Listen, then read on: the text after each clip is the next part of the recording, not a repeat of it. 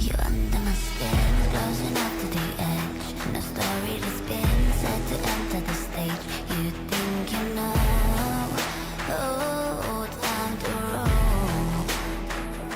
You under my skin, close enough to the Opened in 1960 by Bruton Smith and NASCAR driving legend Curtis Turner, with the running of the longest stock car race in history, the World 600. The Charlotte Motor Speedway closed before it would ultimately become the home track of so many NASCAR teams. Just a year after the first race, the 1.5-mile oval track was in bankruptcy, done in by a huge infield rock formation that ballooned construction costs far beyond what its two founders had forecast. Almost 60 years later, nearly everything is different. More than 94,000 seats ring this racetrack, which is the first speedway to install lights for night racing, the first track to incorporate a condominium apartment complex overlooking the racing surface, the first to build an office complex with the same view, the first racetrack to sell naming rights, and the first to open a year-round club where members can spectate during races and socialize with fellow club members at other times. Everything is different from 1960 except for one thing. Charlotte Motor Speedway is still owned by the Smith family. Tonight, it's race number 6 of the IROC Challenge Series, and it's next on HBR TV.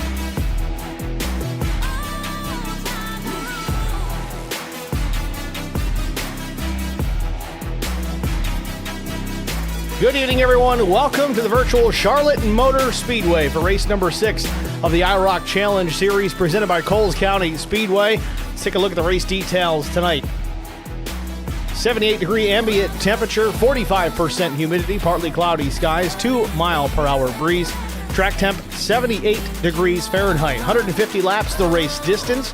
Drivers are working with a full fuel load this evening, so no issues there. 3 sets of tires over the wall, 1 quick fix, 1 fast repair if needed, and 3 attempts at a green-white checkered finish if so needed, if it comes down to it. Hopefully not, but hey, they're there if we need them. We don't finish these things under caution when we can help it. That said, practice, qualifying in the books, the warm-up session just about complete. Let's go down trackside here and see where everyone is stacking out.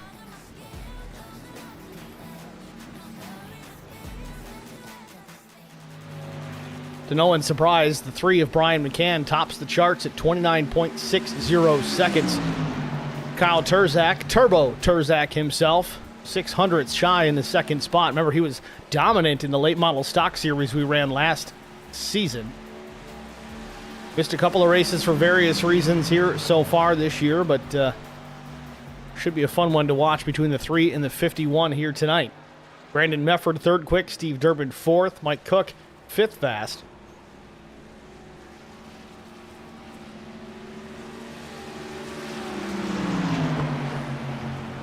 Just about a minute and a half left in the warm-up session. We'll get down to our starting grid here really quick. Immediately following the session, we'll jump right into that.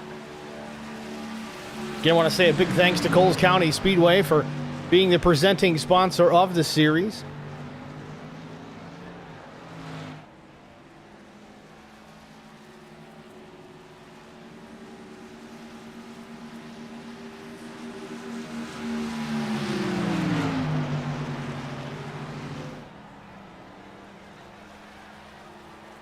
Few trucks still on the racetrack with about a minute left to go. Mefford still 3rd fast.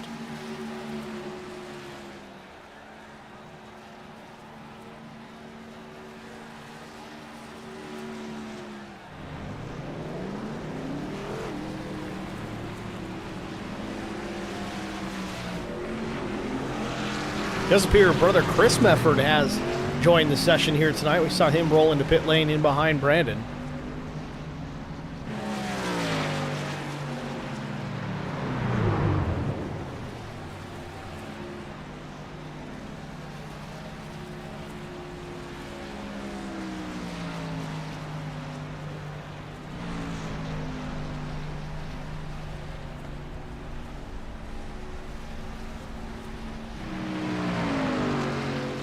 Less than 10 seconds before we see the black and red flag on the session. And we'll jump right into the race here momentarily.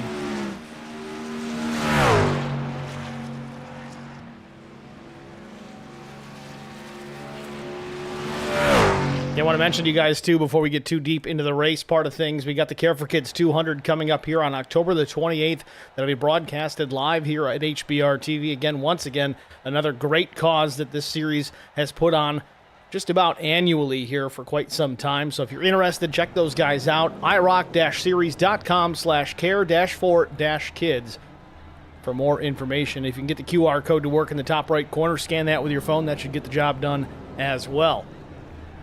With that, let's jump to our starting grid. It is time, after all. On the pole position, with a lap time of 29.662 seconds, it is the 3 of Brian McCann. Outside, front row, missed it by almost 0.08 of a second. It's the 51 of Kyle Turzak.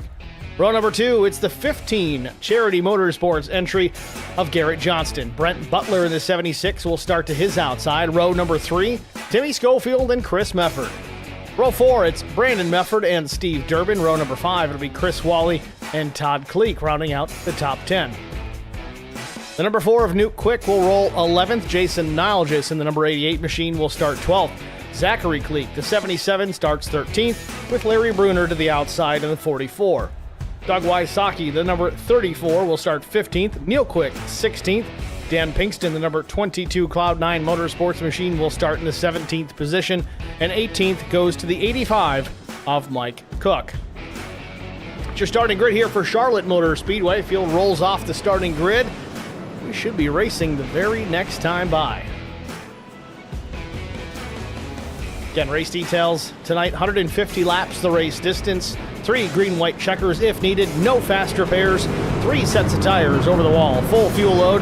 Air temp 78 degrees, 45% is the humidity under partly cloudy skies, 2-mile-per-hour breeze. Track temp 79 degrees Fahrenheit. Again, 1 fast repair available for the drivers. That is a rule change that was made midway through the season to help some of these drivers out. We'll see if it comes down to being necessary this evening at all.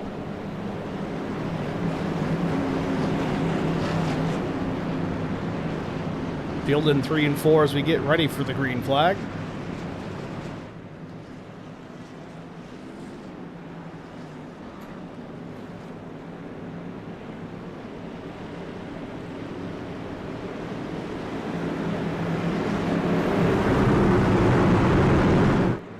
Pace car pulls down pit lane. Barney with the green, ready to wave. Waiting on the command. Green flag in the air. We're racing from Charlotte. Turzak gets the initial jump to the outside. I don't know if he got there first. He may have. Hopefully that doesn't hurt him. Side-by-side battle into turn 1.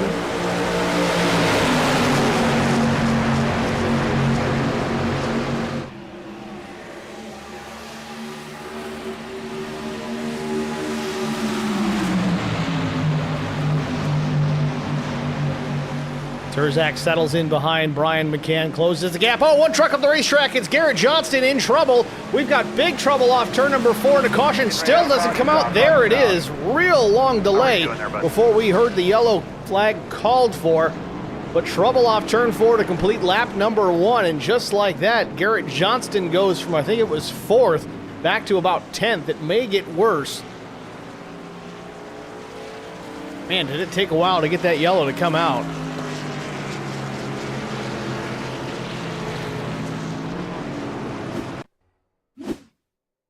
Let's back it up a little bit further here, get a better idea of how this thing started. We kind of saw it start to develop. Yeah, it looks like Johnston just got loose mid-corner. Watch the 15 there in the 3rd position, bottom lane, and the rear end of the truck just starts to step out. Looked like he may have been able to hang on to it, but here you come. It finally grips, and he overcorrects up the racetrack, tries to save it. He pancakes the wall.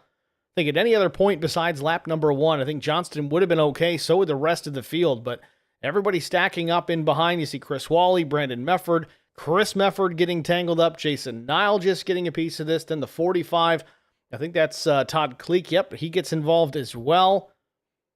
Drivers just barely missing those barrels at the end of pit lane full of sand. Nuke Quick gets tied up in it. Zachary Kleek as well.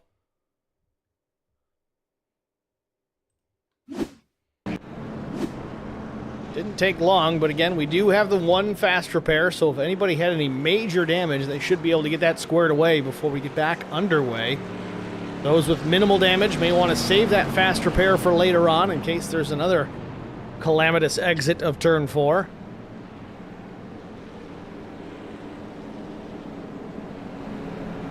So with that, we're on lap 3. McCann will be your leader. Turzak will restart to the outside. Then it'll be Butler and Schofield, Durbin and Wally, Nilgis and Todd Cleek, then Larry Bruner, Dan Pinkston.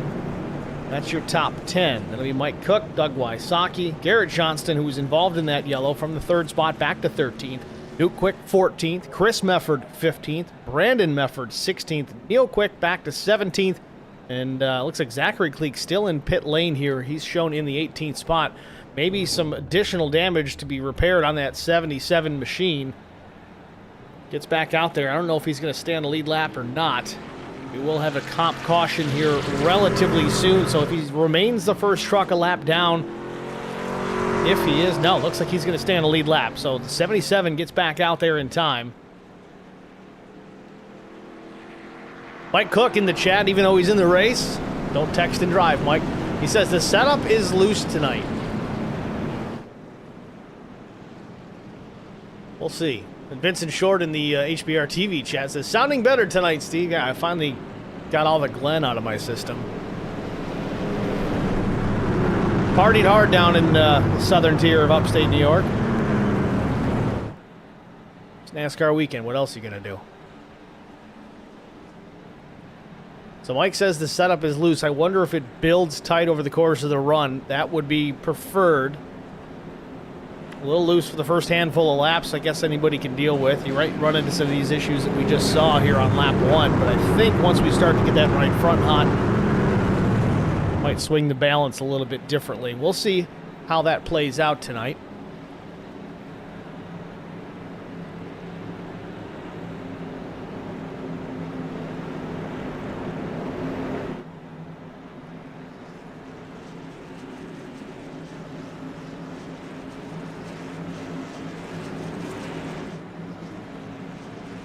So we'll try it again. The pace car is in. McCann right on the door of Kyle Turzak. Turzak not intimidated. McCann on the throttle.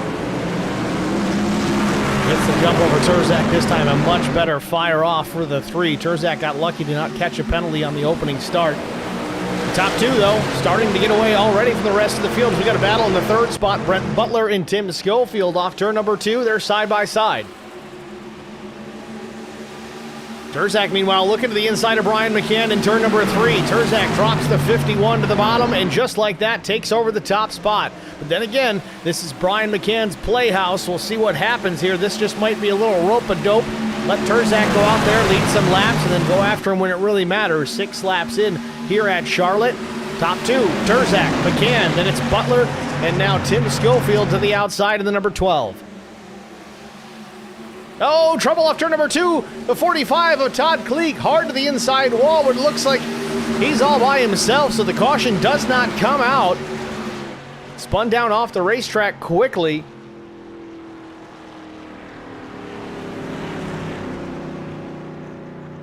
So Cleek, hopefully he didn't burn the fast repair on that first incident. He's going to be slow going back to pit lane.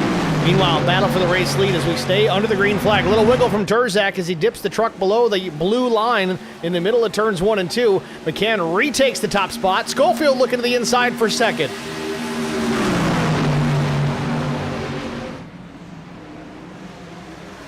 McCann with the lead. Schofield tucks back in behind the 51. Now Steve Durbin pressuring the 12. That would be for the 3rd position. Butler has slipped back to 5th. Nilgis just on the outside looking in.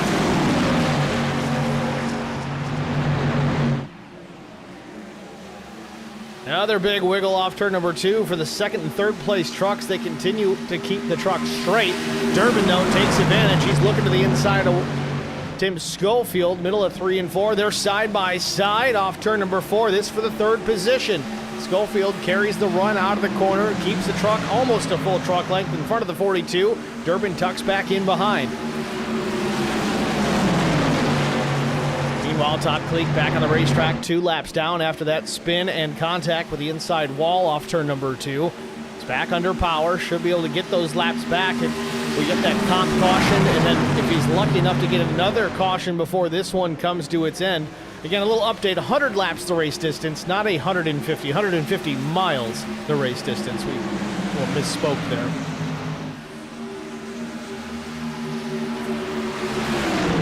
Back out front, though, McCann leads Terzak. Terzak hot on the trail of the 3.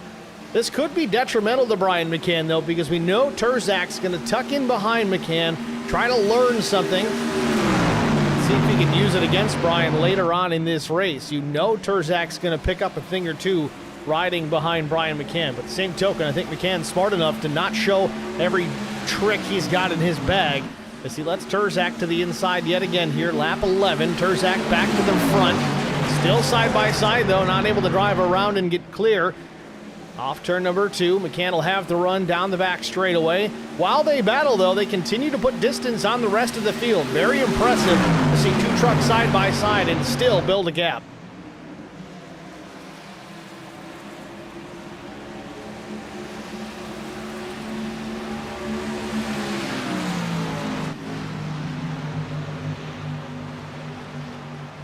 Top 2 been side by side for the last lap.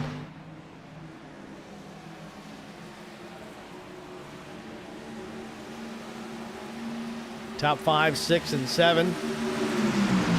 Starting to spread out from the rest of the field. Terzak edges back to the front here just by a nose in the middle of turns 3 and 4. Slides up the track. Might have been some contact with himself and McCann.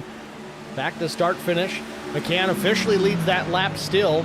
Terzak unable to get across the line first. But again, they remain side by side through turns 1 and 2. Will McCann keep it up top? He does. Builds that run out of the corner. Carries that speed down the straightaway, but now he can't quite get clear. Terzak tries to side draft the 3 into turn number 3. Slows the momentum of McCann just a bit, but remains side by side. Slides up the racetrack, big time contact. Terzak spins, almost gets up in the air, hits the outside wall in the dog leg, and the caution is out again. Wow.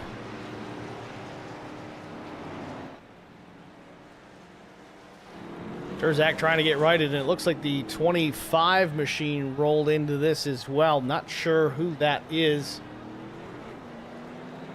It's Larry Bruner. Larry Bruner should be the 44. He's got the wrong paint on again this week.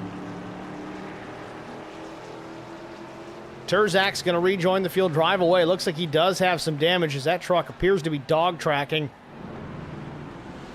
or crab walking, depending on how old you are. Man, it's like the old Twisted Sister back in the day. When you yaw that thing right out, get the right rear in the air. That's a big no-no if you're going to try and do it these days, but definitely some damage on that 51. He may want to consider the fast repair, otherwise he may get stuck there for multiple laps. Meanwhile, Brian McCann has hit pit lane. Now this may be a fuel strategy here. I doubt they're taking tires just yet, but we'll watch Terzak. He enters pit lane. Yeah, you see how yawed out that right rear is. Definitely something broke or bent or both in the back of that race truck.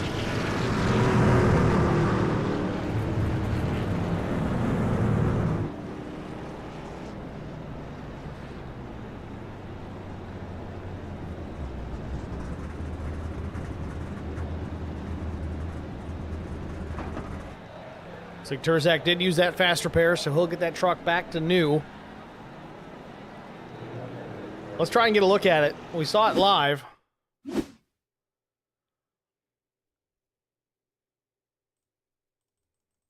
Definitely made some contact out of turn 4. I think McCann was trying to pinch him down. Terzak's got about a little more than a half, let's say 5/8 of a truck ahead of the 3s. He starts to come up the racetrack, but McCann holds his line. In fact, he does come up a little bit to give a little room or just run his line out of the corner, but contact is made as Terzak continues to keep coming up the racetrack, tries to save the truck. McCann gets the wall a little bit. That might have been the reason why he pit. We'll see. But you see right here, air gets underneath his truck, and it almost blows over. That's one of the things that we've seen with this newest update. The trucks do catch some air when you get them spun around backwards at the right amount of speed.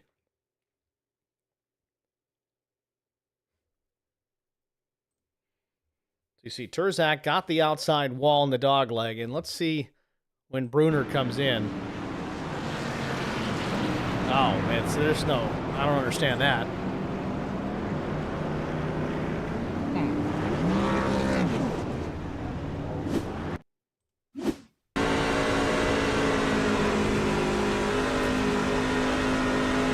Caution's out right here. You see the lights on.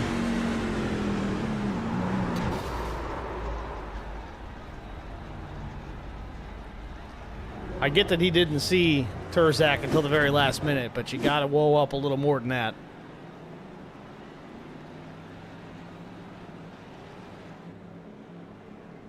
So with McCann hitting pit lane, again, my guess is he came down either for fuel or a little bit of repair, maybe a bit of both. It was a very short stop at 6.6 seconds, but McCann's going to restart here in 13th, which will give the race lead to Tim Schofield. So Schofield and Durbin restarting on the front row. Butler and Nilgis, Wally and Johnston, Brandon Mefford, Neil Quick, Zachary Cleek, Dan Pinkston will be the top 10.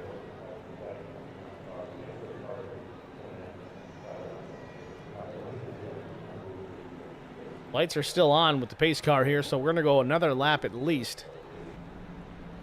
And it looks like Chris Mefford is not only in the pits, but he is out of the truck. He may have called this one a night already. No, he's back in. Maybe just needed a new beverage. Now he's back out again. Well, we'll keep an eye on the 46. Hopefully he gets back out there.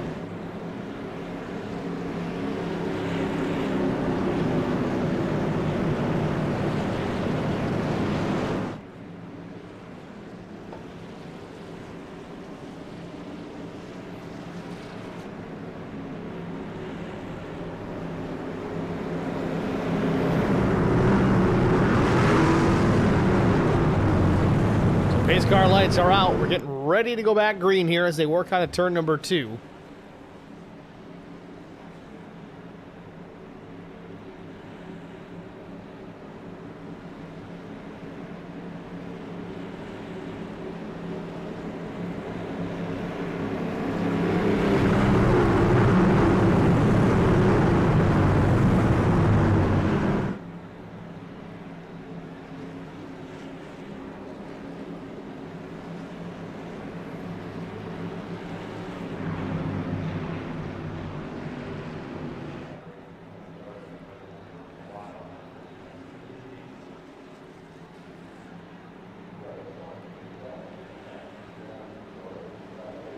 So let's give it a go. Pace car is in. Schofield and Durbin to set the restart.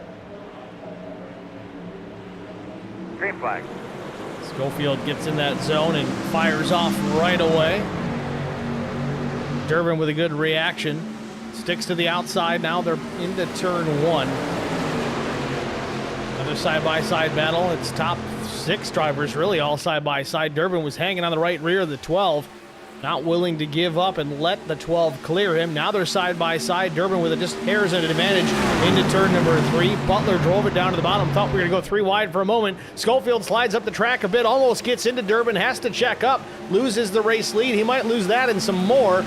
Durbin starting to drive away. We're going to go 3 wide. No, Nile just tucks in behind Butler.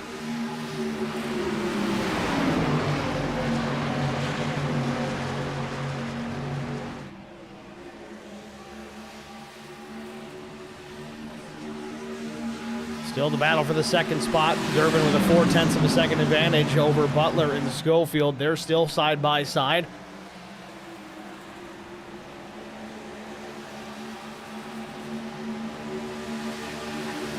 Johnston and Mefford come together in behind these two as well. They get away with it cleanly. Incidental contact, it appears. Mefford still working the outside. Here comes Neil Quick as well. Quick is up 9 spots. Really trucking his way forward. Tucks in behind Brandon Mefford as Mefford's still trying to clear the 15 of Johnston. Mefford goes way up and Neil Quick ain't scared. He goes middle of this, 3 wide off turn number 4. They get away with it clean so far, but we're not done. Still side by side by side. 3 wide through the dog leg. Johnston backs off just enough to let the 2 through, so they're not 3 wide the whole way around. Go to the well too many times. Bound to run into some bad luck as Brandon Mefford dives to the inside of Jason Nile just now. This for the 4th position. He gets a nose out in front. Nile just hanging on the right rear, and he hooks Mefford up the racetrack. Both drivers crash hard. Chris Wally in this as well. Brian McCann gets turned. Multiple drivers involved in this. Big time wreck off turn number 4. Vincent Short said it earlier in the chat, says a little too early for that stuff, and there's just more of the same, unfortunately. It's going to move Terzak up into P6, but man, a lot of drivers involved in this. 2 big wrecks here to start this thing off. We're only 22 laps in. Mike Cook got a piece.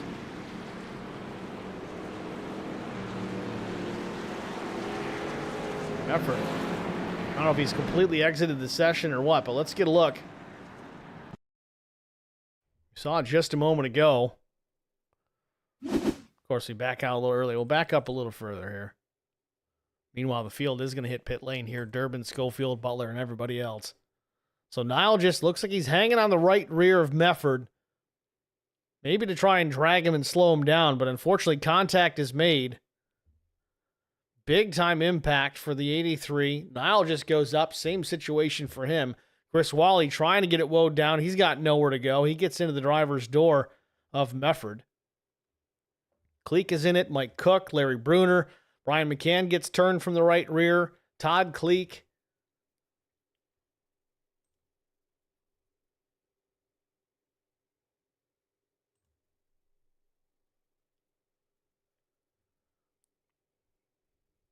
Bruner bails out down pit lane.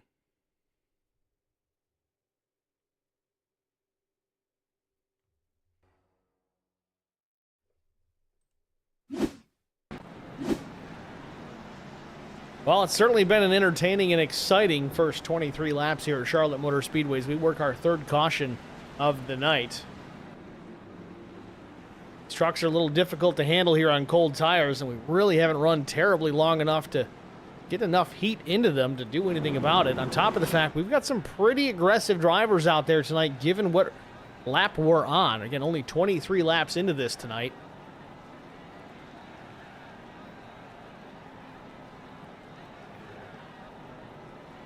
Kind of want to watch this from Nilegis's roof cam. Let's try to get a look at this.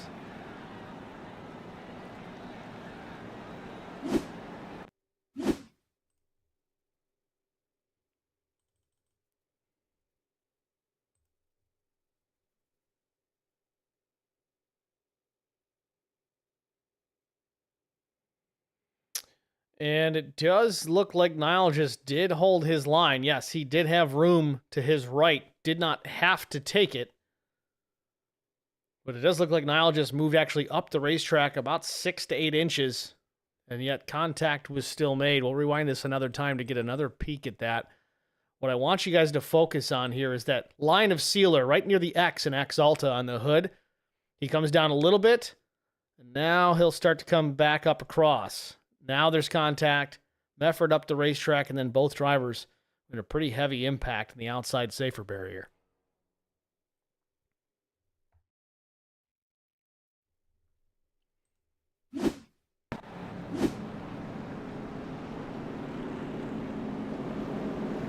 So we run behind the pace car. It'll be lap 25 when we get the 1 to go.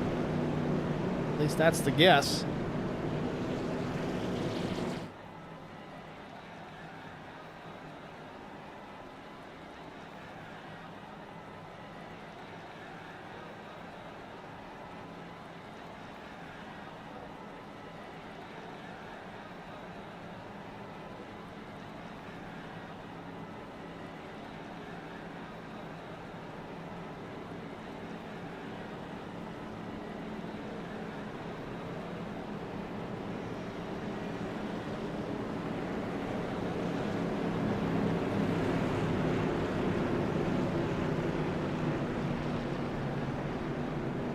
So the pace car lights are out, so we'll get the restart the next time by. Lap 26 will go up on the board.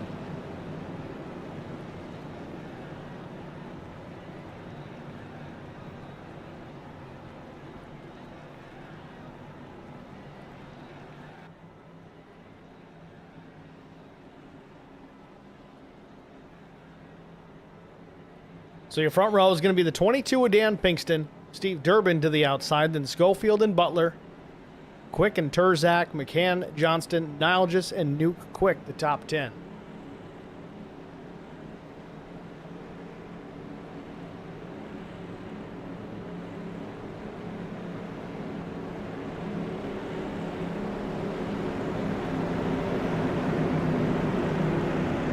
And the only drivers that are in that specific order are the top two. Everybody else could have been anything. We got Zach Millett in the chat. Comments, Char latte. I'd like a bush latte.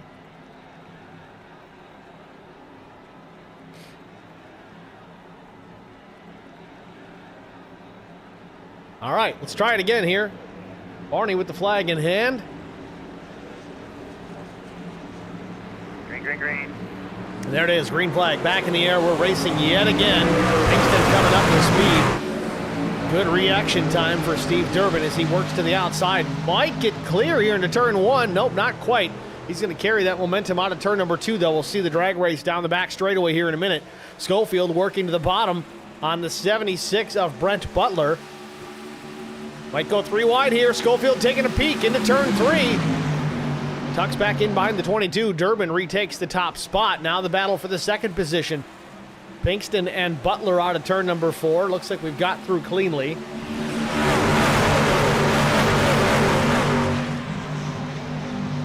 And here comes Kyle Turzak. Turzak in the fourth spot, but not for long. Working around the outside, going to drive around the 22. Butler comes up the racetrack.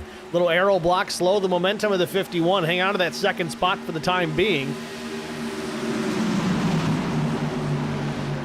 Turzak drops it to the bottom of the racetrack, trying to look to the inside. Butler closes the door down low as well. Back to start finish. Durbin, Butler, Turzak, the top three. Pinkston slips to fourth. Schofield fifth.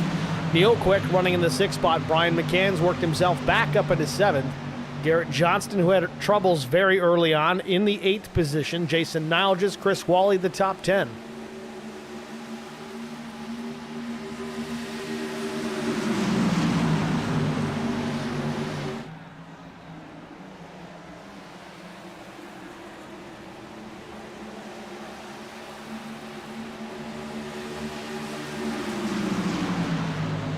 Top three drivers single file and putting distance on fourth place, Tim Schofield. Turzak still stalking the 76. Butler made a little mistake, drove below the blue line there, sent him up the racetrack a bit, allowed Turzak to close the gap.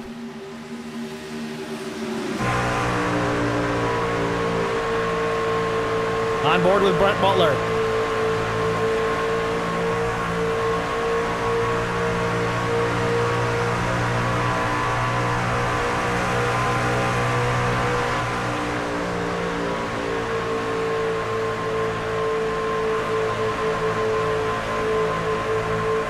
Turzak through to the inside. He'll take the second spot.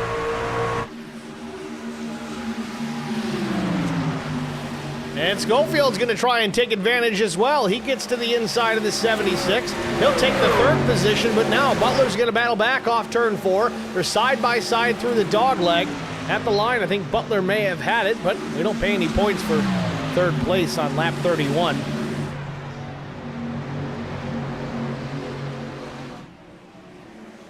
Off turn number two, they're still side by side. Schofield and Butler down the back straightaway. Just want to clarify with everyone, we may have already burned that comp caution that we talked about. If the regular caution, a legitimate caution for cause, comes out within proximity of the comp caution, many times they'll just call it, all right, this is it.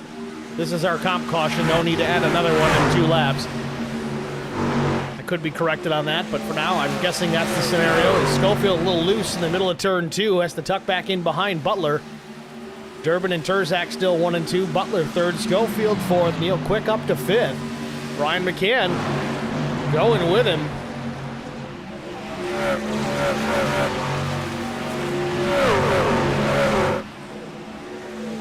In behind them, Garrett Johnston and then Jason Nilgis. Nilgis trying to hold off Dan Pinkston.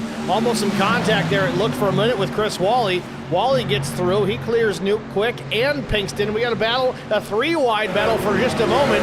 Pinkston having trouble hanging onto that truck on a turn number 2. Drops it down to the bottom of the racetrack. I don't know if he's got a problem or if he got in the wall. We may have seen him hit the wall in the dog leg a couple of laps ago. I'm still not sure if that's the case, but he's down on the flat of the racetrack.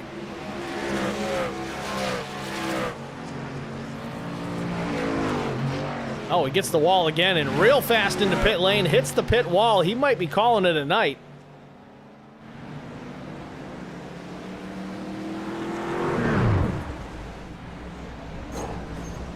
Yeah, I think he might be done. And there it is. Exits the session and, oh, he's back in it though. Back in it, back out.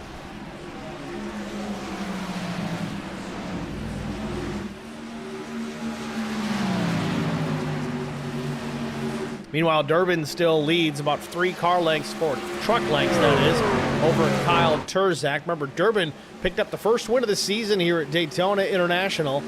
Looking for that second win on this season. McCann, he's got 2 wins already. Auto Club and last week at Pocono. McCann running in the 6th spot. Again, this seems to be his playground. Just like that, Turzak takes the top spot away. I didn't catch it. I might have been looking at timing and scoring there, but did Durbin get the fence?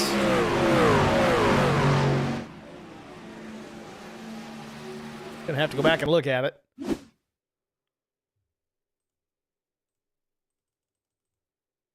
Yes, he did. Off turn 4. 42 of Steve Durbin pancakes the wall. And that's what opened the door for Turzak.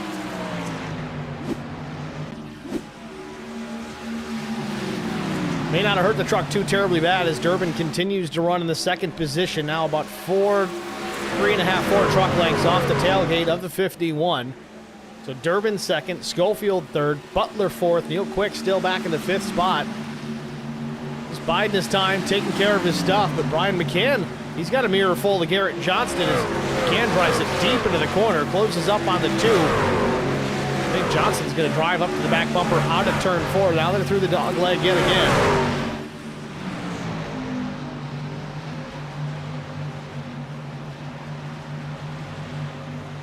Let's ride on board with Garrett Johnston.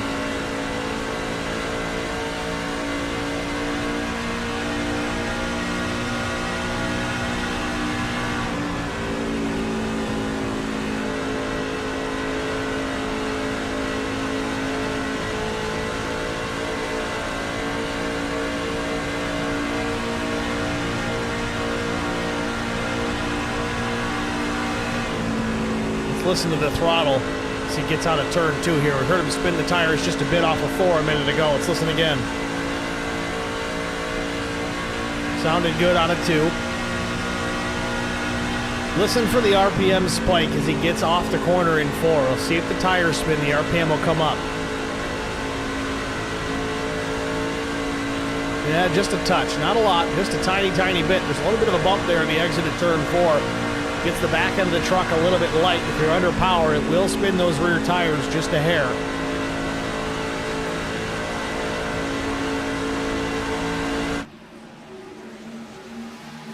Turzak now almost a full second over Steve Durbin as we watch this battle now between Johnston and McCann. McCann hanging out of the 6th spot. Johnston just a truck length off. It gets closer on the exit of these corners. McCann charging into the corner, Johnston backing his up. That's why you see kind of that seesaw back and forth as McCann gets away into the corner. Johnston closes the gap on exit. The way that essentially works is McCann's driving the truck deeper into the corner. He's not lifting at the same time as Johnston. So he's getting deep, deep, deep in the corner. Then he's going to lift off hard. But with Johnston lifting early, he can get back to the gas a little bit sooner than McCann, which allows the 15 to close the gap on exit. I think it's for McCann, though. He's able to slam the door on the 15, so Johnston has not yet been able to get alongside and really apply some serious pressure for that 6th position. We'll see if that changes as these tires begin to age. Again, 3 sets available over the wall for these drivers. I think the majority of them did take first set on that last caution. So I think we're into that first set of 3s. Still got 2 sitting over the wall. Meanwhile, Schofield making a move for position has caught Steve Durbin for the second spot. Butler is sticking with him, so second, third, and fourth here in the frame. Durbin way up the racetrack. Schofield hangs in the middle, and Butler on the bottom.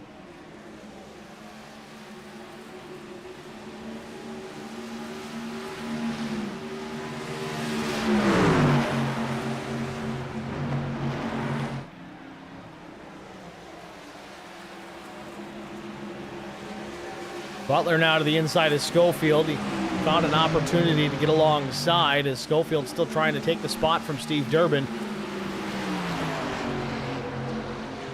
Tell you, this place is narrow, but it's still 3-wideable. Little loose for Schofield on a turn 2. He has to chase it up the racetrack. Slots in between Durbin and Butler. Butler's going to go back to the whip here, looking low in turn 3. Terzak's loving it as he's a 2-second advantage now on the rest of these guys. Butler almost through, still not clear. Schofield working the middle high line.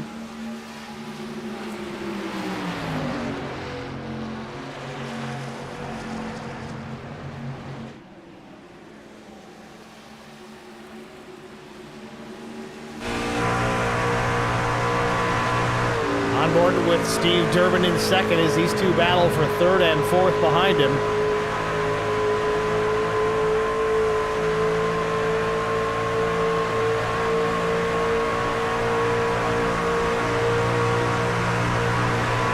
So Butler finally gets into the third spot. Now he's looking to the inside, might be looking for more, wants the second position, and he may have it. Side by side out of turn number 2, Butler with the run. Clearly showing that he had the pace over Schofield, but Schofield was just doing a good job holding him up. So Butler goes from fourth to second.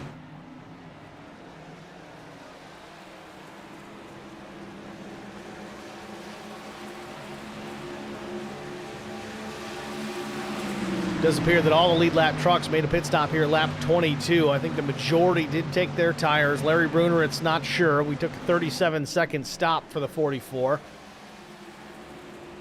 Likely some damage repair, but possibly tires as well. Mike Cook came down, 5-second stop, but he has made 3 stops tonight, so there's that chance that he did bolt on some tires. It's one thing I wish iRacing would update and add that element in for the broadcaster side of things to show how many sets of tires have been consumed within the session. One can dream.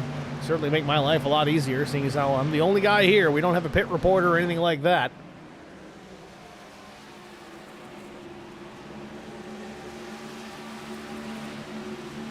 So Butler, since he's gotten into that second spot, he is beginning to reel Kyle Terzak in. In fact, last lap for Butler was a quarter second faster at a 31.50. Terzak was a 77. Remember, the advantage for Terzak was well over 2 seconds not that long ago, and it slimmed down to 1.9.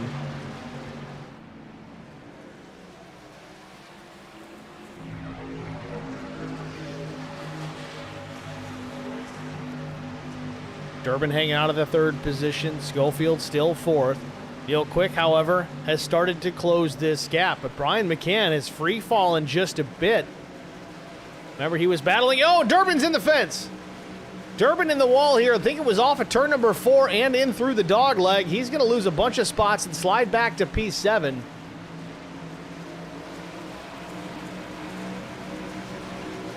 Meanwhile, Mike Cook back in pit lane. I don't know if this is a planned stop or if he had another issue. We're just about past halfway.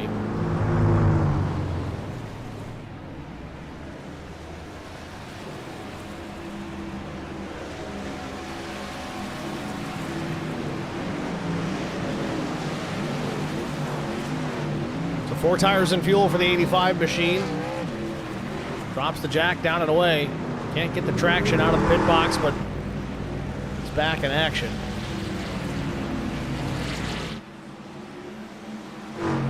So still out front, Kyle Terzak, but the deficit is shrinking between the 51 and the 76. Butler starting to catch Kyle Terzak, 1.7, 1.69. and falling as the laps tick on by. Very surprised, though. I don't know if Terzak's just saving his stuff or if Butler did a better job. Kind of got to wonder, though, with the battle that the 76 had with Schofield not that long ago, how much heat and damage he may have put into those tires underneath him. Doesn't seem to be hurting him too much at this point, but we'll see if Terzak's got anything in reserve as he closes the gap. Oh, Terzak in the fence off turn 4, scrapes the right side of the safer barrier. And I think Terzak might have a problem. He lost a ton of time, almost 3/4 of a second, in fact more. Terzak got the wall off turn number 4. That perspective, it didn't seem like that big of a hit. And Schofield's in the fence off turn number 2. So Schofield's going to fall a little bit through the standings here. He may be coming to pit lane. We'll see.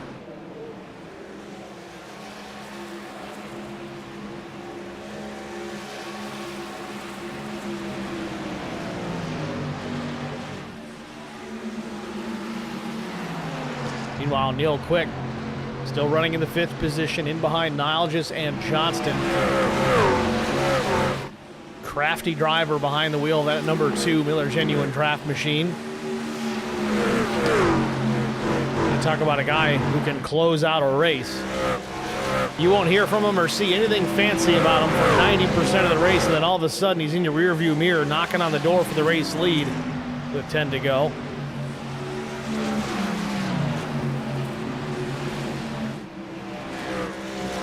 This now the battle for the 3rd spot. Johnston right to the back bumper.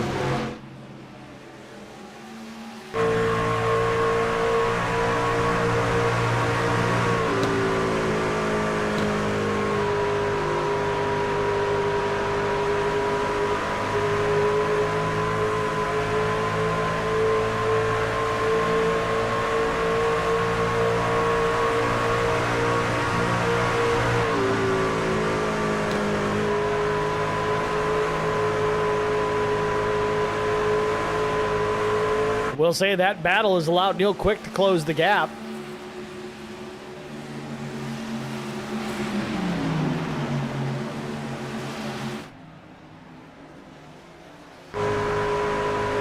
On board with Neil Quick as he tries to hunt these two down. Nilges in 3rd, Johnston in 4th as we ride on board with the 5th place machine.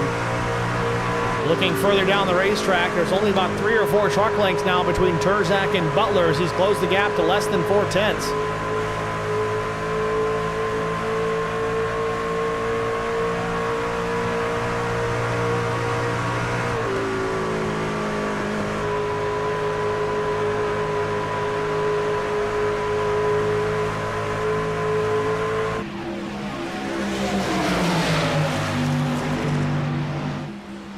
This battle certainly picking up between Nilges, Johnston, and Quick. But furthermore, back out front, Butler has caught the race leader, Kyle Terzak. Just 1 truck length between the two as they battle into turn number 3. Butler closes it even closer. Now it's a half a truck.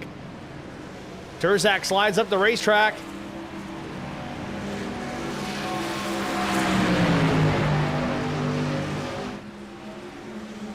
Difference between 1st and 2nd was just a few feet there at the start-finish line. Butler drives it way deep into the corner. Terzak to the bottom of the racetrack, trying to get some left turn out of it. Drives it below that blue line. It certainly helped him turn for the moment. Don't do that on new tires. See him again, dipping that left front wheel just onto that blue line in the middle of the corner. Definitely helps that truck rotate just a bit.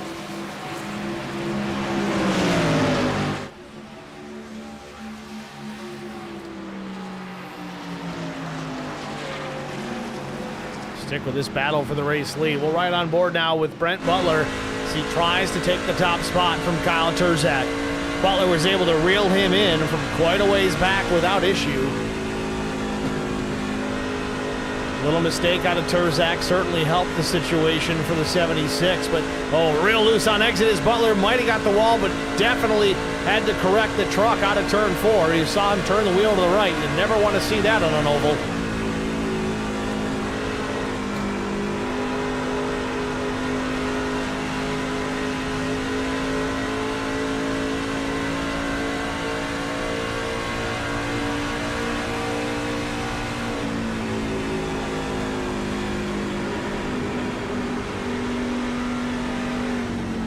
Oh, here comes Butler to pit lane.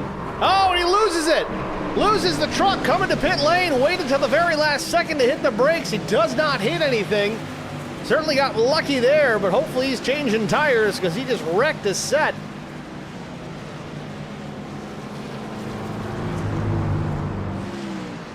So Butler, trying to be sneaky about it, comes to pit lane.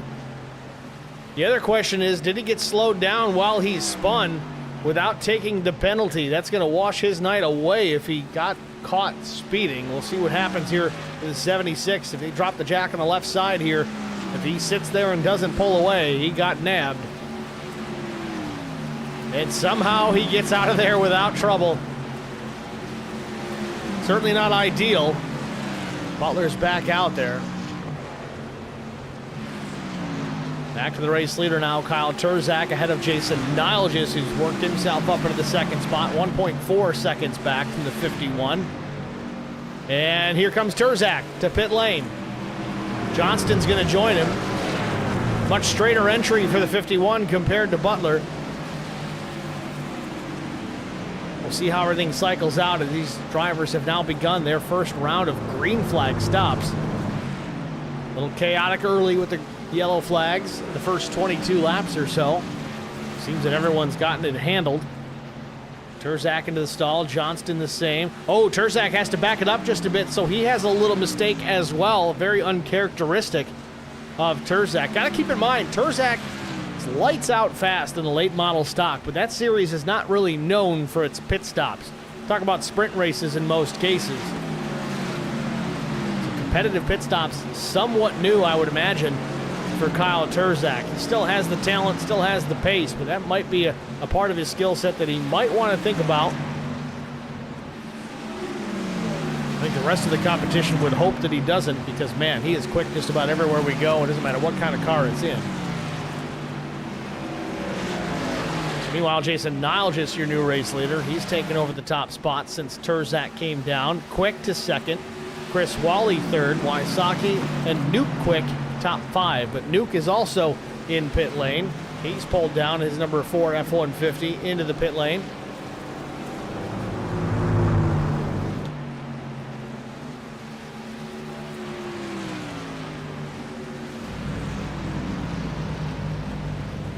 So right sides go in the air for the 4.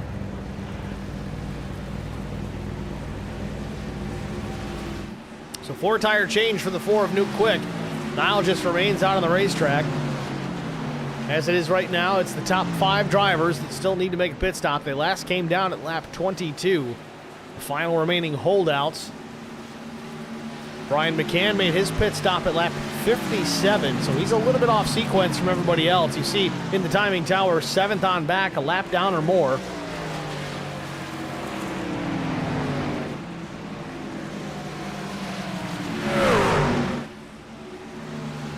Mike Cook in 85 trying to get a lap back the old-fashioned way. Gets to the inside of Nile, just slides up just a bit as he gets to the bottom of the racetrack.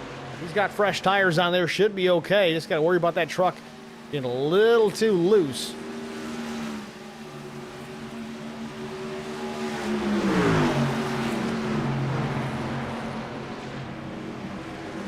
So Nile just enjoying a 1.1 second lead over the 2 of Neil Quick.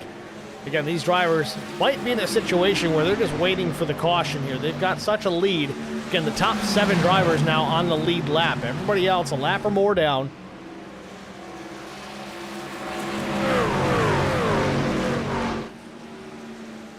While we got an opportunity, let's take a look at the point standings tonight. This was coming into this evening. It was McCann, Johnston, Mefford, the top 3. Mefford, of course, locked in to the playoffs. He's got 1 win, so that explains that side of it. Adam Benefield and Mike Cook, 4th and 5th. You see the rest of them up and down the line. Durbin also locked in. He's in 15th, but he's got a race win, so that's the biggest issue there. This will all change quite a bit here as far as the numerical standings are concerned as this race continues on with some of the drivers that are already out of this thing.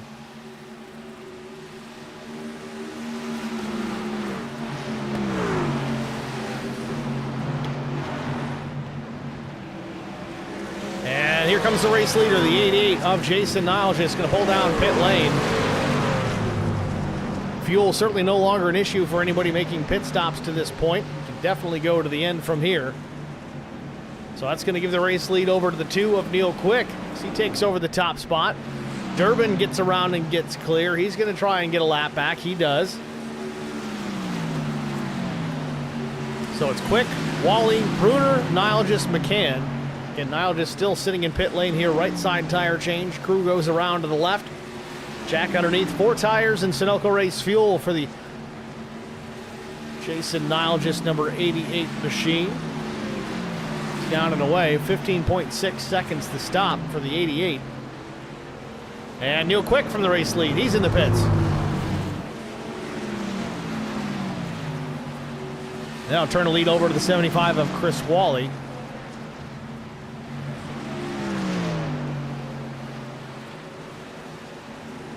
Wally in the RS12 eSports machine. Stays out on the racetrack and lead another lap.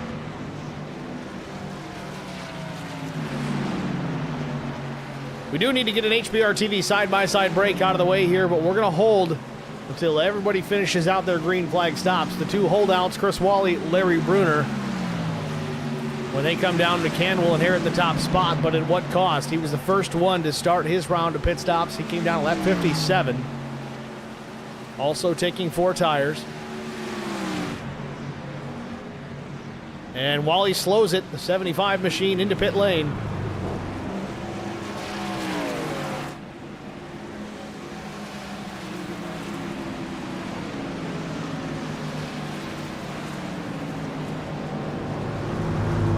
Larry Bruner stays out. He's going to pick up a lap lead as well.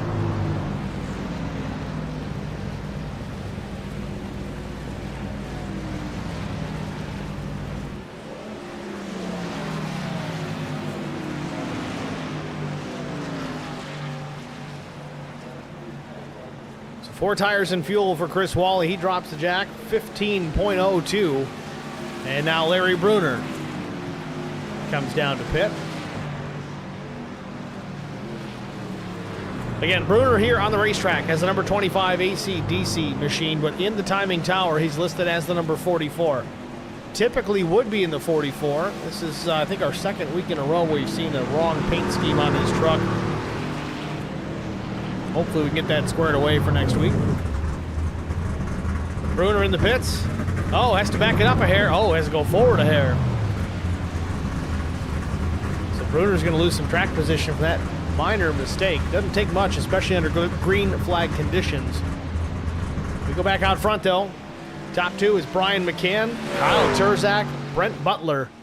Butler, even with his mistake, running in the 3rd position, but Turzak, same situation. He didn't really spin into pit lane, but he did have to back up the truck in the pit box. 25 laps to go. McCann, Turzak, Butler, Johnston, and Steve Durbin, the top 5. But with that, though, we're going to take this opportunity to take our first and only HBR TV side-by-side break. Stay with us. We'll be back after this.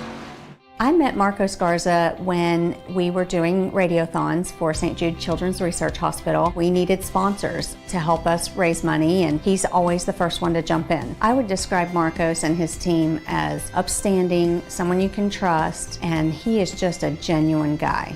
Marcos has been very generous. He has a genuine concern for people. You need somebody that cares about you. And that's what Marcos is, and that's pretty much what this firm is. The Garza Law Firm. Let us help.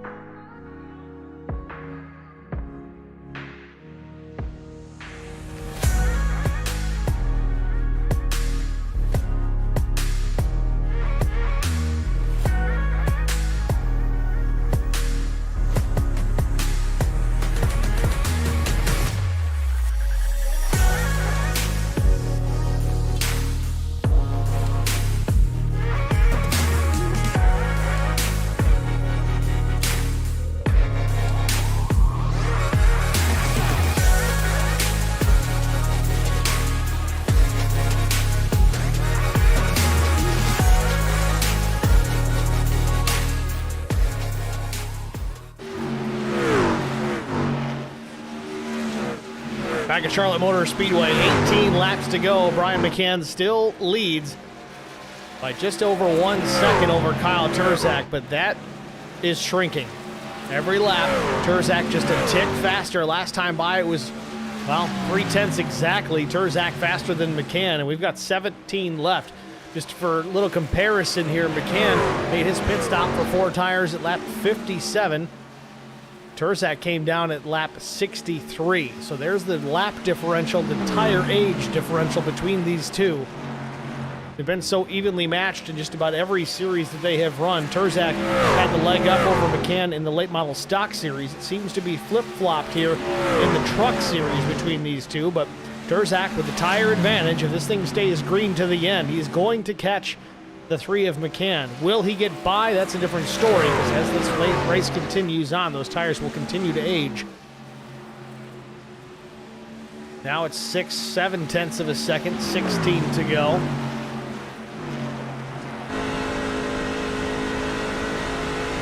And on board with Turzak.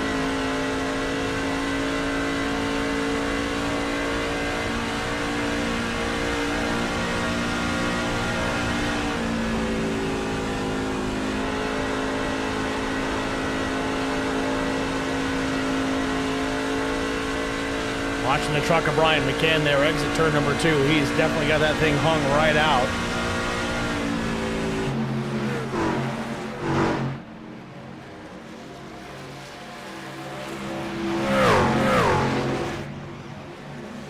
Back to the stripe, 14 laps to go. Turzak closes to within half a second.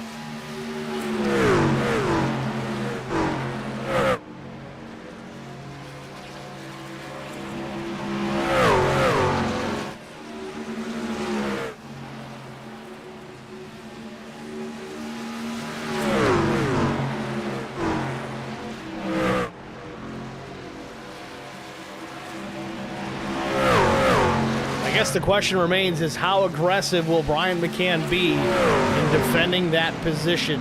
13 to go. It's now 3/10 of a second. Turzak has really reeled in 3 here with that tire advantage late in this race. 2-3 truck lengths between the 3 and the 51 as they work down the backstretch.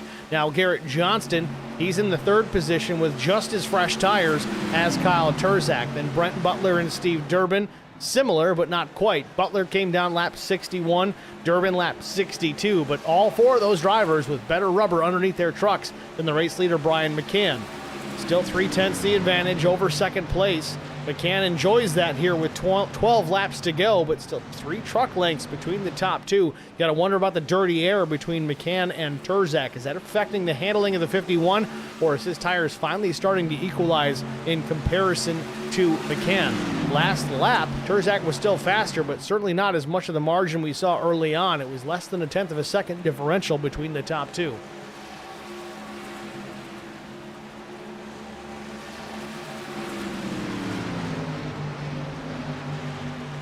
I guess the question remains here, is there anything, either one of these drivers saving anything at this point?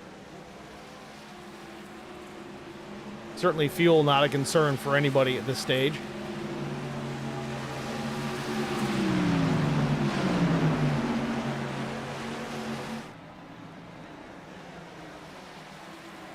Johnston running in 3rd. Brandon Mefford has taken back to the racetrack. Unfortunately, Mefford 56 laps down.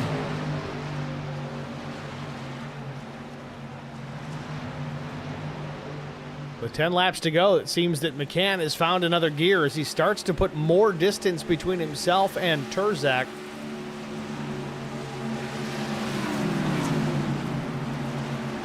It's down to just a hair at 3/10 of a second. Now it jumped back up to about 4/10. Oh, and Zachary Cleek spins into pit lane. He's well off the racetrack, so the caution will not come out. I don't know if he was trying to get onto pit lane and that's where he ended up, or if he was spinning and ended up in pit lane. We'll see if he comes to his pit stall.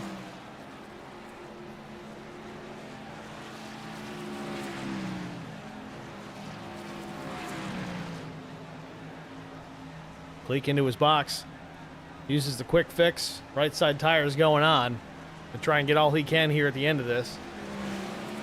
Meanwhile, back out front, McCann still with the lead, still maintaining a 0.3 of a second advantage over Kyle Turzak as the laps continue to dwindle. Less than 8 laps remain. Turzak second. Johnston running in the third spot. Befford just having a good time out there with 56 laps in the rears.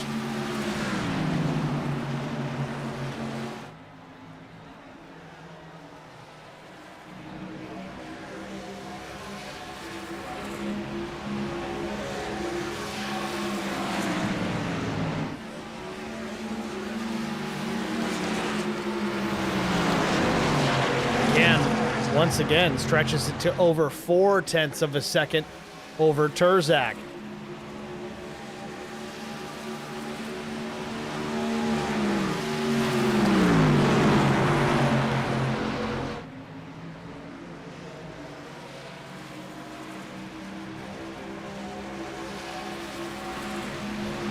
Back to start finish, 6 laps to go. Turzak now losing more ground. It's 55.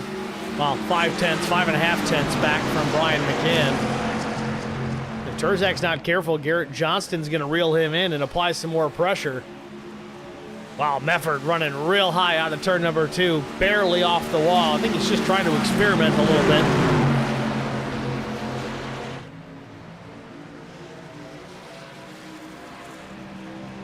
And Johnston has caught Turzak. We'll see if he applies the pressure. McCann continues to drive away from second and third place. Schofield, who battled up front early, he's going to go down a lap.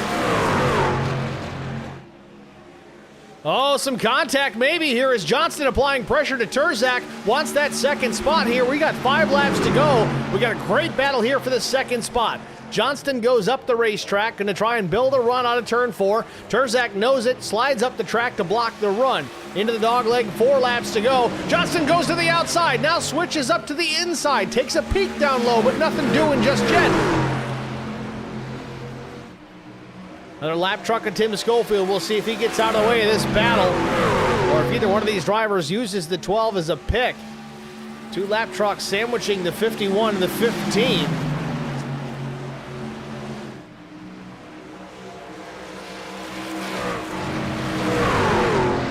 Schofield slows down Johnston just a bit, but quickly goes wide to try and give the 15 some more room. 3 laps to go here from Charlotte. McCann now out to a 1.3 second advantage as the battle for second continues. Turzak maintains it for the time being. Does Johnston have anything left in the tank for him? Right there, thought about going to the bottom, goes back to the top side of the racetrack in turn 3. Now he works the middle. Turzak goes up the racetrack again to block the run. Dump a little bit of dirty air on the 15 truck. Back to the line. 2 to go. Johnston pushing Turzak into turn number 1. A little loose for the 51. Johnston goes up the track yet again. Will he have the run out of turn number 2? Big wiggle from Turzak as he's up the racetrack and in the fence. Turzak spins a little bit, locks up the brakes, but continues on. Do we get a caution? And there it is. The yellow flag comes out. McCann now through turn 4. The question will be now, with overtime looming, who comes to pit lane for that last set of tires? Who has the last set of tires? That's the real question.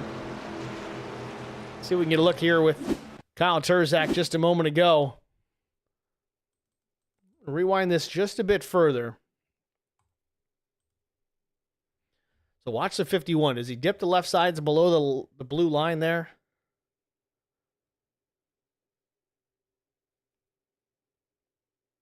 Yep, and there we talked about how getting the truck down in the flat, it can be difficult because it can over-rotate, and it sends him up the racetrack as the truck definitely got loose.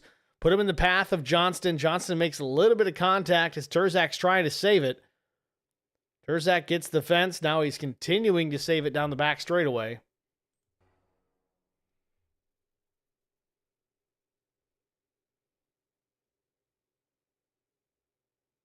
Turzak wisely locking up the brakes to avoid a pretty significant impact of that outside wall.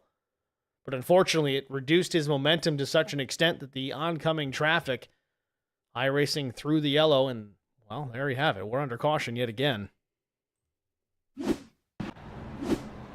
So So there it is, McCann in the pits. Looks like everybody decided to do the same, so nobody going to stay out and try and gamble with this. 4 tires and fuel for Brian McCann. Terzak sits just in behind. Johnston drops the jack. He fires off. He's going to restart now to the outside of McCann. We go back to the green. Terzak's going to get away here in the 7th position, but I just don't know if he's going to have enough time.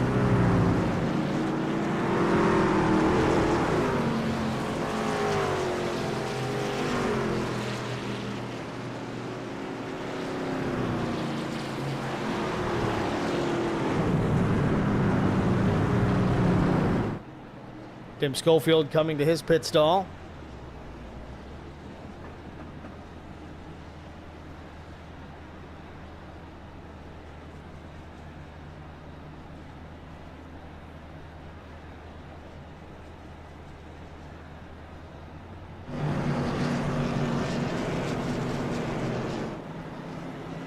It does appear Jason Nile just may have stayed out, but again, he's in a position where he is a lap down. Appears he's the first truck 1 lap down, so he would be the recipient of the lucky dog if he was not involved in any part of that caution, which I don't believe that he was.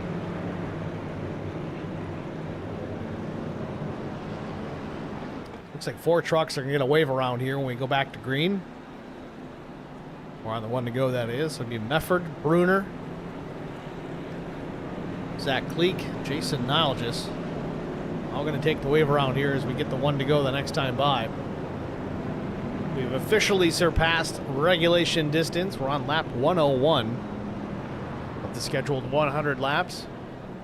Our first attempt at a green-white checkered finish. Again, we are set up for 3 attempts, if so needed.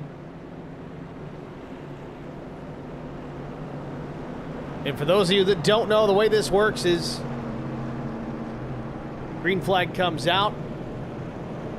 Field performs their restart as normal. Then the next flag is the white flag. And then the flag after that is the checkered flag. Now, if things happen chaotically before the leader takes the white, caution would come out. We'd line them up and try it again. We'll do that up to 3 times, this being the first try.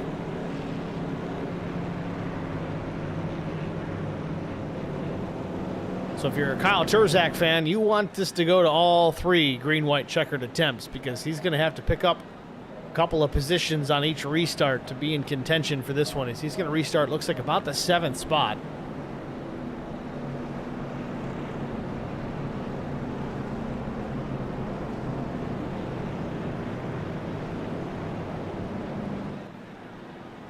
So interestingly enough, I think Brandon Mefford may have had the wave around, but he opted to go to the rear instead of driving around.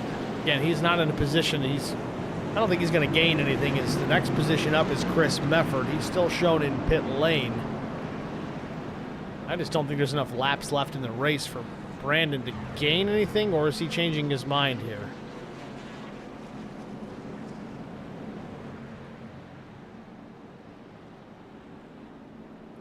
Really not sure what the 83 is doing here. He had an opportunity to go around early, but dropped to the back.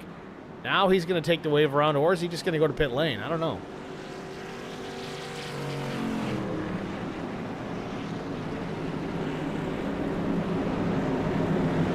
Maybe Mefford has realized he's got no more positions to gain and no more to lose. He might be calling it a race. That appears to be the situation.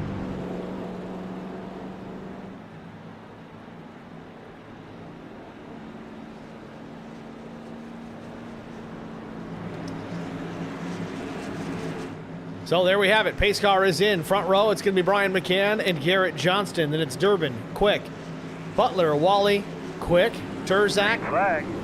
Cook and Wysocki. Green's back in the air. We come up to speed. McCann gets a killer restart.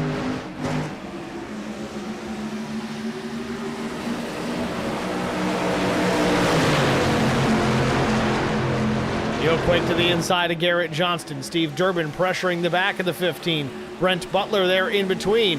Terzak might have scraped the wall off turn number 4. He rides in behind Chris Wally. They're in turns 3 and 4. McCann out to a 3.5 advantage over the rest of the field. Coming through the dog leg, a little wiggle from Neil Quick. Everything seems okay. White flag in the air. Final lap from Charlotte Motor Speedway. Johnston hangs on to the second spot for the time being. Steve Durbin runs third. Remember, these guys are all on new tires yet again. McCann's got this one well in hand. Just needs to get back another half a lap and battle for the second spot. Durbin jumps to the inside of Garrett Johnston for the position. Into this spot, turn number 3, side by side for second place. Meanwhile, on to turn number 4, Brian McCann's going to take the checkered flag and pick up yet another win here at Charlotte Motor Speedway. Second place, Garrett Johnston. Steve Durbin comes home in third.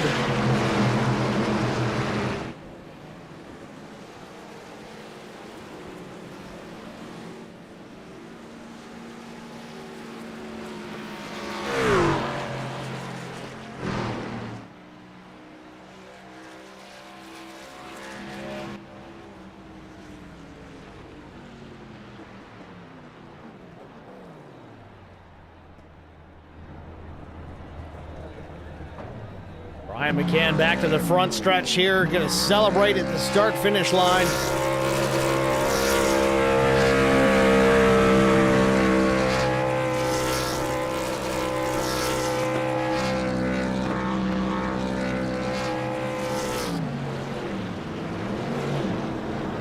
Do his celebration here through the Legends Oval. Too bad they put that wall there.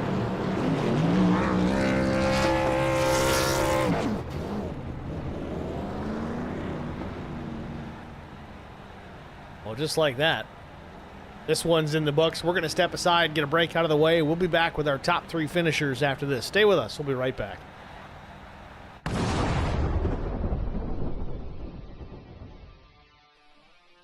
Spartan Transportation and Spartan Logistic Management is your one source for all your shipping needs. 53-foot dry van shipments, auto transport shipments, full-service in-house brokerage, drop-lot facilities, just-in-time deliveries to all auto manufacturers, facilities in St. Louis, Missouri, Kansas City, Missouri, and Indianapolis, Indiana. Spartan Logistics, LLC, proud sponsor of the IROC Series, Kyle Steffens, UMP Modified and Silver Crown Driver, and Gordy Gundaker, World of Outlaws Late Model. Visit us at spartan-logistics.net or find us on Facebook.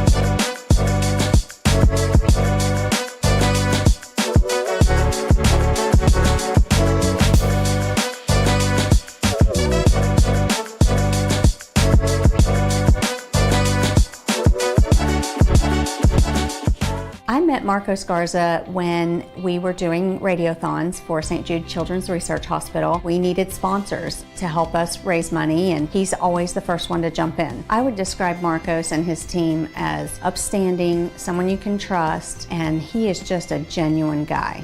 Marcos has been very generous. He has a genuine concern for people. You need somebody that cares about you. And that's what Marcos is, and that's pretty much what this firm is. The Garza Law Firm. Let us help.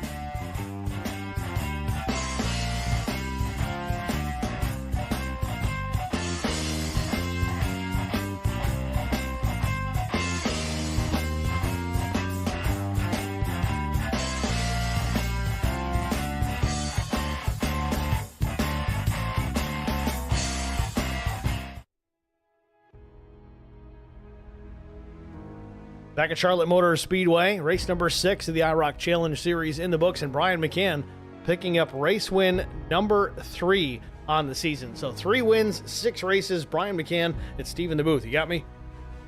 I do. Brian, congratulations, man. A solid run, of course. You come to Charlotte Motor Speedway, one of your favorite places to run. Showed off your ability level for sure. You had older tires compared to everybody else behind you. They reeled you in for a little while, but then you had an extra gear. You drove away, but then that caution comes out, and everybody comes down and gets a new, fresh set of tires. And then we have that green-white checkered finish, and you drive away from it. What is the secret to this place? I know we always ask you that question. You never really give us a straight answer on it. So come on, help us out. What's going on? Thank you for asking. I ain't gonna tell you, but yeah.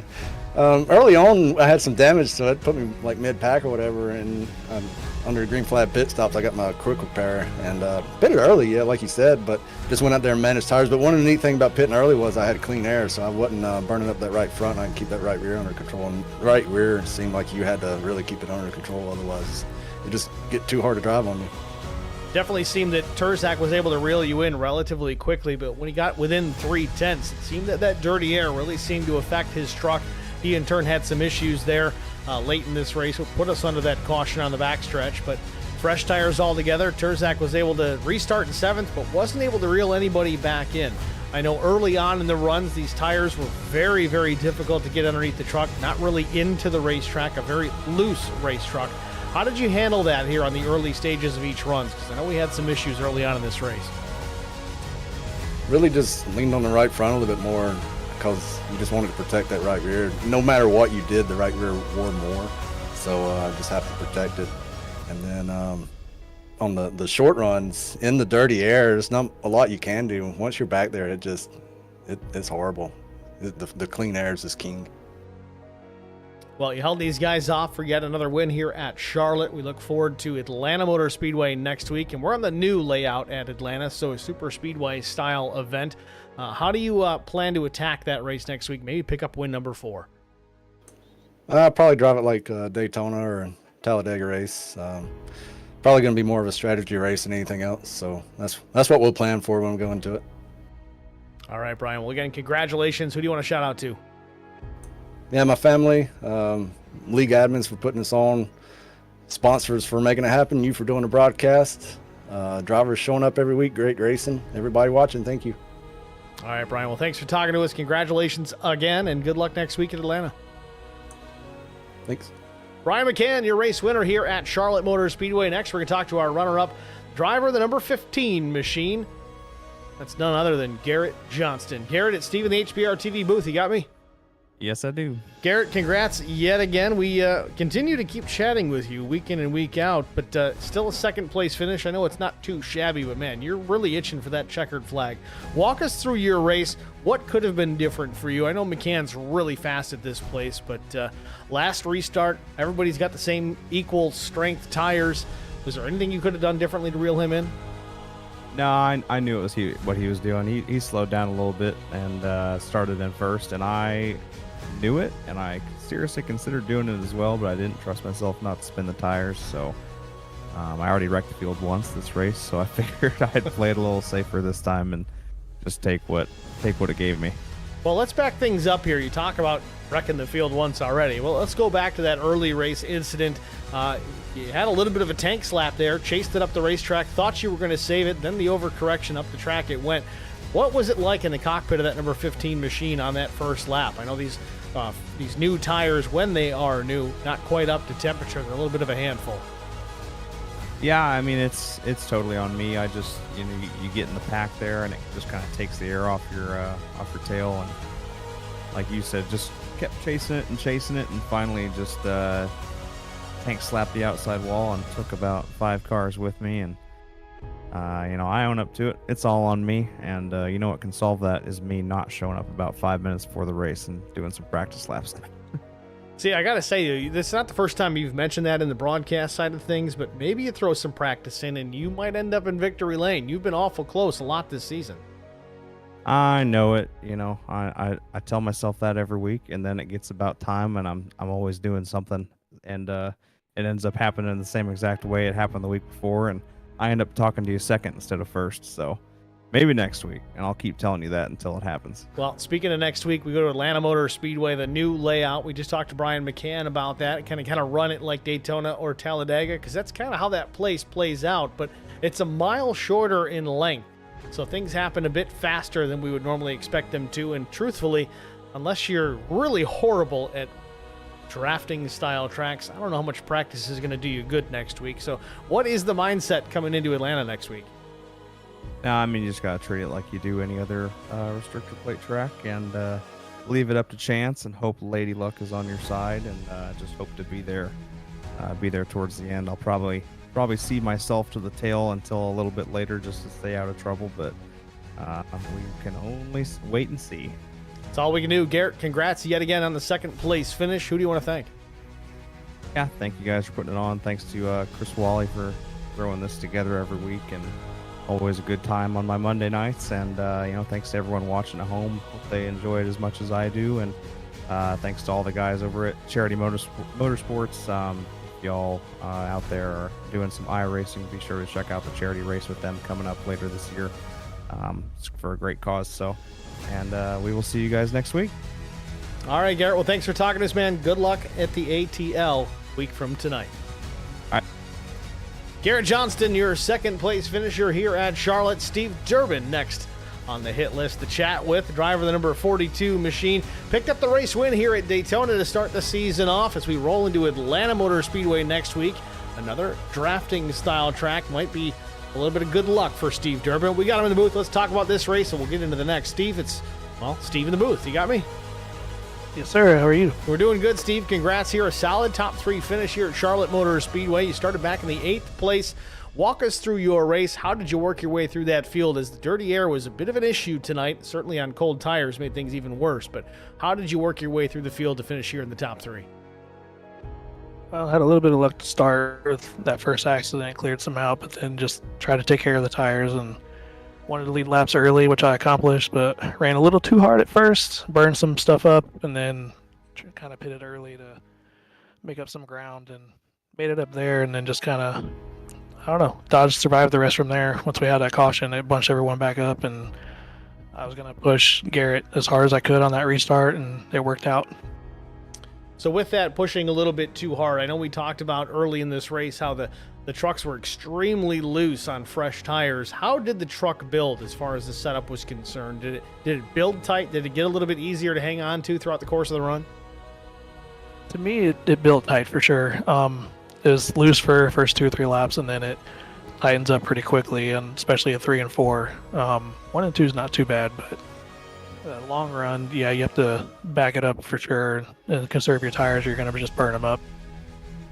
Well, as we mentioned here, you got the win to start the season off at the Super Speedway. We go to Atlanta next week, which is kind of like a mini Super Speedway, but it kind of plays out very similar. Do you expect good things next week at Atlanta? I absolutely do. I love the drafting tracks. Of course, Daytona, I thought was a little lucky, but I always run good at those, so I'm looking forward to Atlanta for sure. Well, Steve, yet again, congratulations on a third-place finish here at Charlotte. Who do you want to thank before we let you go?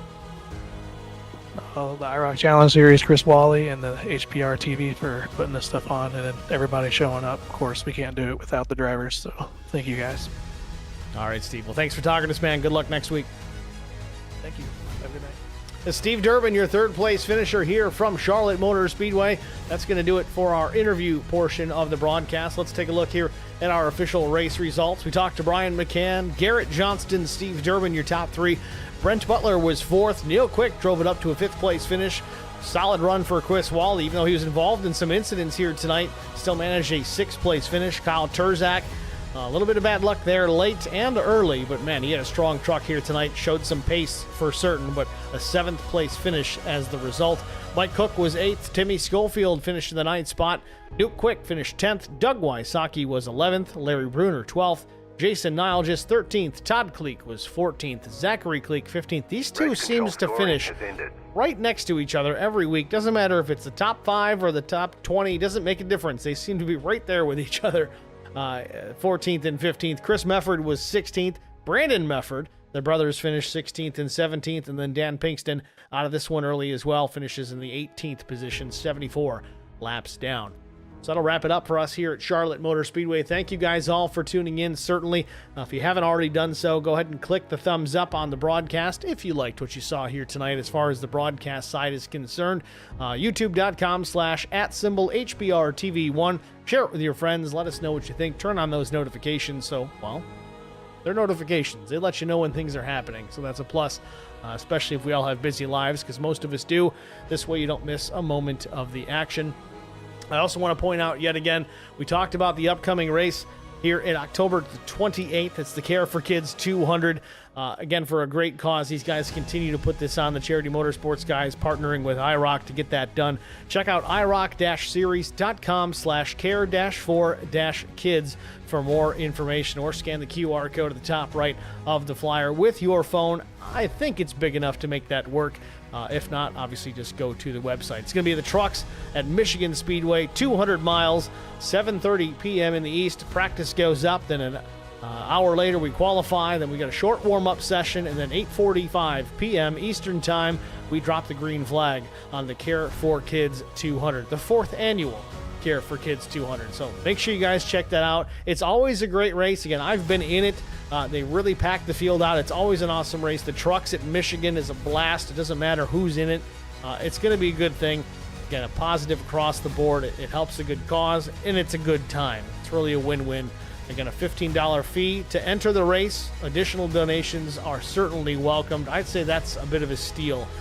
They usually have prizes and things like that. So check it out. Again, iroc-series.com/care-for-kids for more information.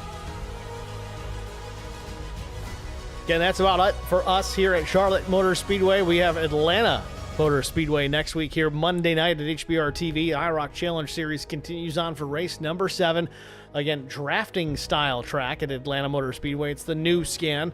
I have a feeling iRacing is going to need to scan that place again pretty soon here as that track continues to age and weather. It's slowly becoming a little bit less of a drafting track, but that's neither here nor there. Next week, we'll be drafting. Very similar to Daytona and Talladega, just about a mile shorter in length, though.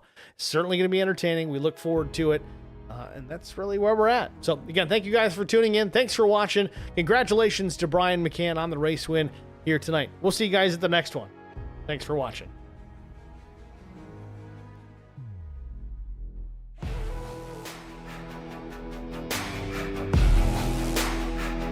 You're under my skin, closing up to the edge. No story to spin, set to enter the stage. You think you know, oh, time to roll. You're under my skin, closing up to the edge. No story to spin, set to enter the stage. You think you know, oh, time to roll. How about it?